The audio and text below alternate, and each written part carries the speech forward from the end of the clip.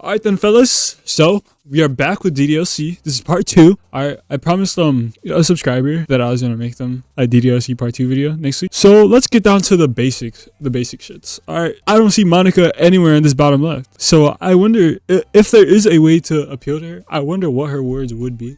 I do want to say, what's her name? Fuck, is it Sakia? Sayori, my bad, Sakia. So yeah, I think I'm still gonna appeal to her. So she's probably like, I don't know, Bliss? What's infallible? Silly. I got this down, bruh. Alright then. Let's run it up. Another day passes, and it's time for the club meeting already. I've gotten a little more comfortable here after the past couple of days. Entering the club room, the usual scene greets me. Hi, Anthony! So we're already back. Cool. Sayori. I have Aura, of course, because, you know, I'm walking in with my bag draped over one shoulder. Oh, my gosh. Aura!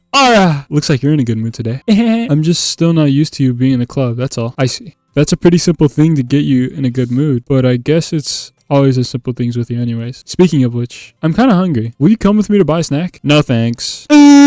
That's not like you at all. I have my reasons. Why don't we take a look at your purse, Sayori?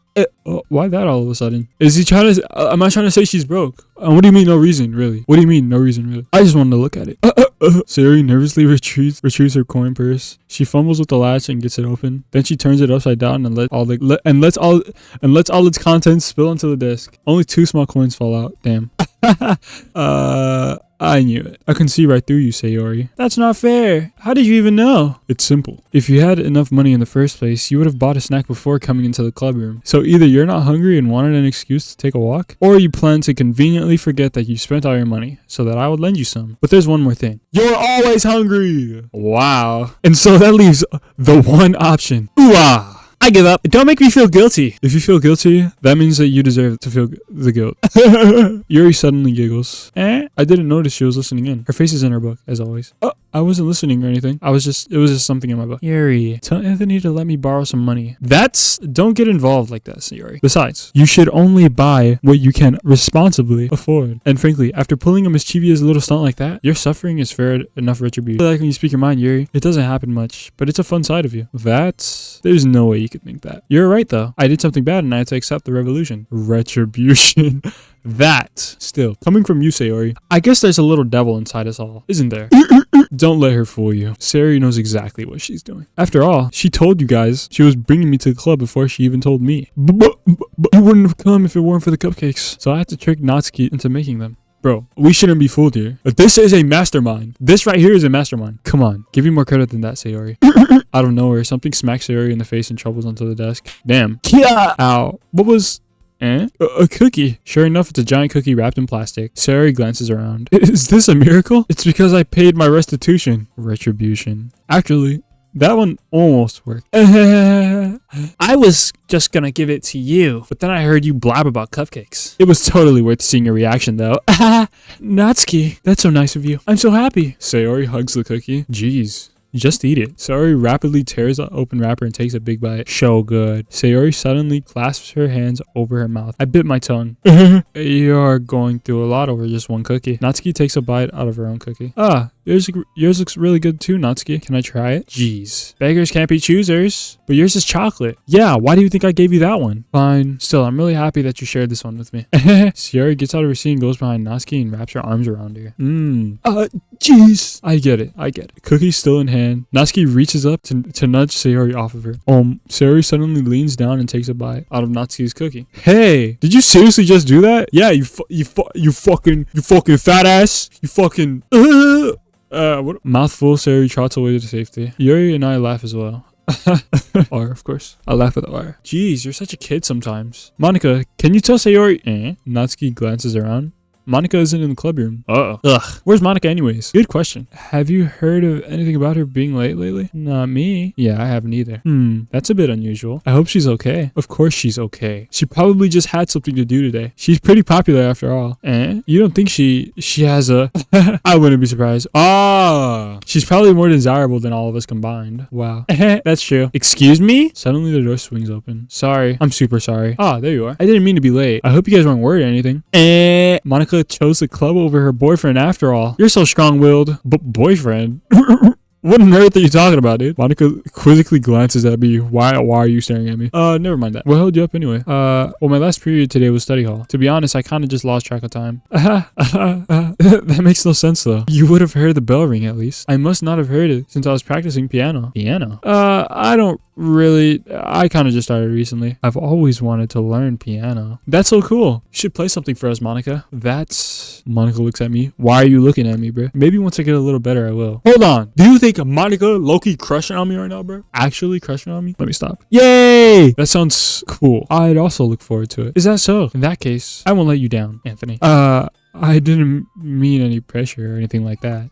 Don't worry. I've been practicing a whole lot recently, and I'd really love the chance to share it once I'm ready. I see. In that case, best of luck. Thanks. So I didn't miss anything, did I? Not really. I choose to leave out Sayori's mischievous escapade. How do you say that? I'm sure Natsuki will end up complaining to her anyway. It looks like everyone has already settled down. Sayori somehow already finished her entire cookie. Shit, I wouldn't finish that entire cookie. What are you talking about? Yuri is back to her book, and Natsuki disappeared into the closet.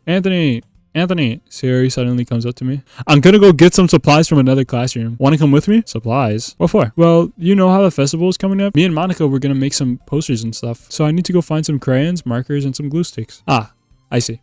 Sure, I'll go with you. Yay! Okay, Monica, we'll be back soon. Are you going with Anthony to get the supplies? There's no need to trouble yourself. I'd be happy to go with him. But I wanted to go. It's so much fun exploring empty classrooms and stuff. Okay.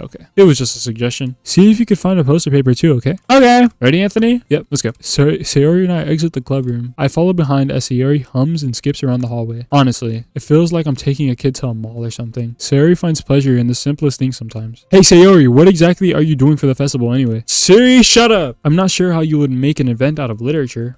Me and Monica... Bro, stop. Me and Monica have it all planned out. Don't you worry. Is that so? Yep. We're gonna do a poetry performance. A performance? What kind? Well, everyone is gonna take turns on stage and recite their favorite poems. That sounds kind of dull. Anthony, you're not talking about it the right way at all. It's not just about reading poems. It's about performing them. Like, you say the lines of the poems like, between my feet, the last remaining flower beckons to me. I twist the stem, freeing it from its clinging roots, caressing the final joyous moment between my fingers. But to what ends have I summoned this joy? For now, when I look in every direction, the once prosperous field before me is but a barren wasteland. Like that. Sayori, how do I put this? Jeez. I'm not sure if it's just me. It's impossible for me to take you seriously when you talk like that. You meanie. I'm working super hard on this, you know? Yeah, I know. I just meant that it's a pretty unordinary contrast to your cute self. Don't say that. It's embarrassing, but I guess that means I'm doing a good job. Yeah, I guess so. I'm so excited. The festival is going to be so much fun. Sayori spins herself around in the hallway again. Hey, Anthony, this classroom over here is empty. Let's begin the mission. The mission, eh? It's been a long time since I spent time with Sayori like this. But in the end, she hasn't changed one bit. She's nothing but a ball of shine, drawing happy vibes from the world around her. It's a pretty nostalgic feeling for me. As the years went by, I began to hold myself up in my room more and more. The two of us enter the classroom. Sayori heads straight to the closet and I follow. Let's see what we have in here. Crayons. Sayori pulls out a box full of crayons off the shelf. They're the best brand too. They're kind of dirty though. Sayori starts pulling out various crayons from the box, reading the color names. Alright, that's one down. Don't get distracted. We still need to find... Wait, I'm looking for my favorite color. Fine. Then at least move aside so I can look for the poster paper. I dropped one by accident. Smack. Sayori bends over and smacks her forehead right into the shelf. Congrats, man. Congrats. She falls to the floor and the crayons spill all over her lap. Ow. Are you okay? My forehead. Sayori clutches her forehead. Gee, Sayori. That's just like you, isn't it? Come on, let me see. Since Sayori's sitting on the floor, I grab her by the waist. Are you fucking kidding me right now? Nah, Lloyd, let's be honest. Let's be honest here. Since Sayori is sitting on the floor, I grab her by the waist and pull her out of the closet. You have to move your hands, Sayori. Bro, like, why are we, like, you know what? No. Maybe I'm overthinking it. But it hurts. Just do it for a second. Sayori slowly, oh, this is a cool view. So wait, how exactly did you grab her by her waist when she's on the floor? Sayori slowly releases her hands from her forehead. I gently brush her bangs to the side. Ow. Sorry. There's a huge red mark in the center of her forehead. A bump is starting to form as well. Man, that's gonna swell up. I should find you some ice. Anthony, where would I even find ice around this time? I guess a cold drink would do. You don't have to. I'm fine with looking like a unicorn. Even wincing from the pain, Sayori makes a silly joke. What are you saying? I'll be right back, okay? Okay. I pass Sayori on the shoulder and run out into the hallway. I locate the nearest vending machine. What should I get? It doesn't really matter, since it will be used as an ice pack rather than to drink. But I know Sayori likes apple juice, so I purchased that one. In just a moment, I'm already returning to the classroom where I left Sayori. She has one palm on her forehead and using the other to clumsily scoop the crayons back into the backs. At least they were already in the wrong spots before I spilled them. Sayori, here. I hand Sayori the bottle of apple juice. It's nice and cold. Sayori opens the cap and starts drinking from it. Sayori, what are you doing? It's for her forehead, idiot. Idiot! How hard did you hit your head? Sayori places the bottle against the bump of her head. It stings. Just bear with it. You'll feel better soon. It looks like you cleaned up most of the crayons, so that's good. Hey, Anthony, this kind of reminds you of growing up, doesn't it? What do you mean? You know how we used to play outside all the time? I would always try to keep up with you. You were kind of oblivious in some ways. Like I usually fell behind or had trouble climbing on the things you did. But sometimes when I tried to do things I couldn't, I would get myself hurt. I'd fall and scrape myself or get a bump, and I would start crying really hard. And you would rush over as quick as you could. You would try really hard to get me to stop crying. It was almost like you blamed yourself and you were afraid of getting in trouble if someone found out. Even though it really wasn't your fault at all, you know? Did I really do that? Yeah. You don't remember? Come to think of it, maybe I do remember a bit. I guess I was always so focused on my games that I didn't pay enough attention to you. So in a way it was my fault. Kind of like this time too. If I wasn't rushing you out of the closet, you probably wouldn't have hit your head. Anthony, I don't think you realize, but you're always thinking about other people. Even after all these years. You're rushing to help me, even though I'm just being clumsy. You're really a sweetheart. Don't call me that! Don't call me that! And I don't really do this kind of thing all the time. I guess when it comes to you, it just feels natural. Before I even know it, I'm treating you like that. I guess that's what happens when you've been friends for so long. Really? Maybe you're right. Anthony, I'm so glad nothing's changed between us. Do you think it'll be like this forever? Forever? If I'm being honest with myself, there's no telling where we'll end up after college. Or after that. So it wouldn't be fair for me to make any promises. But, well, I hope so. It's been this long already, right? I can't imagine you ever changing, so my hopes are up. I'm so happy. Sayori has a whimsical expression in her eyes. Whimsical, huh? Okay. We remain silent for a moment. She's so silly and clumsy on the outside that when I see her deep in thought like this, it makes me not want to disturb her. I guess we should go back. I don't want to worry Monica, you know? Good luck with that. She's gonna see her forehead either way. Not if I hide it under my bangs. Sayori hops to her feet. She clutches her forehead again. Don't stand up so fast after hurting yourself. Well, I guess it's too late now. Anyways, let's go. I follow Sayori out of the classroom. In a moment, we make it back to the clubroom. Ah, you're back. Good timing. I was just about ready to start with sharing our poems. Sayori, your forehead. She's fine. Don't worry about it. I was playing with crayons and smacked my forehead into the shelf. Well, anyway, were you able to find everything we needed? Uh-huh. I have it right. Sayori frantically glances around herself. I forgot all the stuff. Hold on, Sayori. I have it all right here. I found the poster paper too. Sounds like you ended up doing all the work, Anthony. Well, Sayori, I failed to come up with an excuse for Sayori. I made it an adventure. Yeah, that.